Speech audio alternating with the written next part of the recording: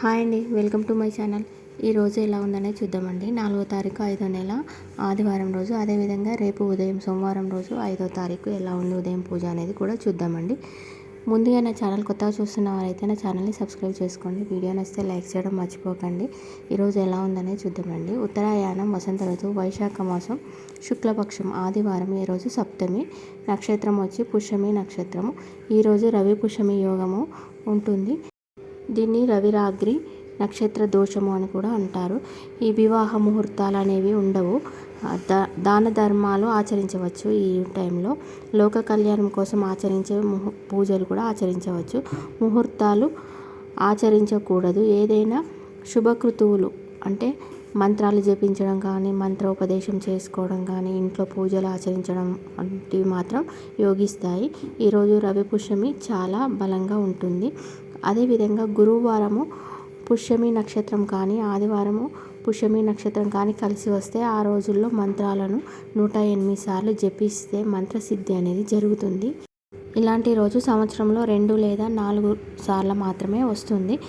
ఈరోజు ఎవరైనా జప మంత్రాలు ఆచరించేవారు అలా ఉంటారు కదా అండి, అలాంటి వారికి చాలా అనుకూలంగా ఉంటుంది. కాబట్టి కుదిరితే అందరూ ఈరోజు కొత్తగా మొదలుపెట్టేవారు ఆచరించవచ్చని చెప్పడం జరిగిందండి. ఈరోజు మంత్రబలంలో జపించవలసిన మంత్రం ఓం భాస్కరాయ నమః, ఓం భాస్కరాయ నమః, ఓం భాస్కరాయ నమః అనే మంత్రాన్ని కుదిరితే 108 సార్లు అందరూ జపించుకోండి. అదేవిధంగా రేపు ఉదయం ఆచరించవలసిన పూజ అండి. మనకి దగ్గరలో ఏమైనా అమ్మవారి దేవాలయాలు ఉన్నాయనుకోండి, శక్తి దేవత అమ్మవార్లు అంటే ఎల్లమ్మ, దుర్గమ్మ, గంగమ్మ ఇలాంటి శక్తి దేవత అమ్మవార్లు ఏవైనా ఉంటే ఆ దేవాలయంలోకి వెళ్ళి మనం ఇంటి దగ్గరనే 2 ఎర్రటి వత్తులను తయారు చేసుకోవాలి. అవి ఎలా తయారు చేసుకోవాలంటే నెయ్యి కొంచెం వేసి దాంట్లో కుంకుమ వేసి ఈ వత్తుల్ని అందులో వేసి నలపాలి. నలిపితే అవి ఎర్రటి వత్తుల్లాగా తయారైతాయి. అలా తయారు చేసుకున్న వత్తుల్ని తీసుకెళ్ళి 4 వత్తుల్ని 2 దీపాలుగా వెలిగించాలి.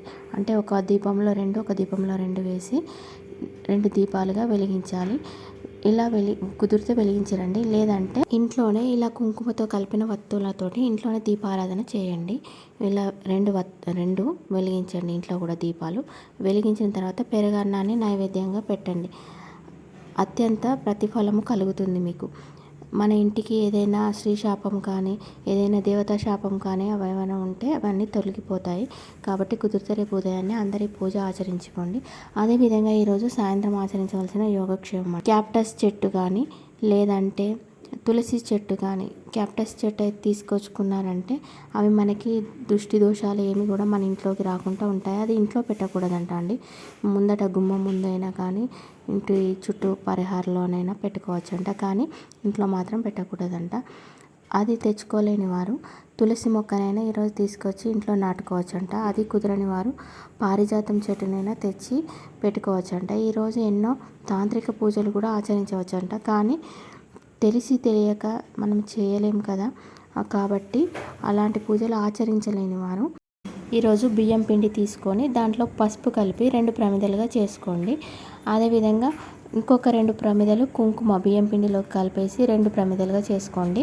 తెల్లటి బియ్యం పిండితోటి 2 ప్రమిదలు, మొత్తం 6 ప్రమిదలు చేసుకోండి. అందులో నెయ్యి అయినా వేయండి, లేదంటే ఇంట్లో మనము దీపారాధన చేసే నూనె ఏదైనా ఉంటుంది కదా అదైనా వేసేసి అవి వెలిగించండి. వెలిగించిన తర్వాత అవన్నీ ఒక ప్లేట్లో పెట్టేసి మన ఇంట్లో ఉన్న దేవతామూర్తులన్నిటికీ కూడా ఇలా హారతి ఇలాగా ఇవ్వండి.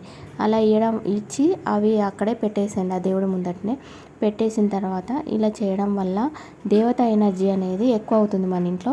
బ్రహ్మహత్య దోషాలు ఏమైనా ఉన్నా తగ్గిపోతాయి. ధనాకర్షణ పెరుగుతుంది, జనాకర్షణ పెరుగుతుంది, దైవ ఆకర్షణ పెరుగుతుంది.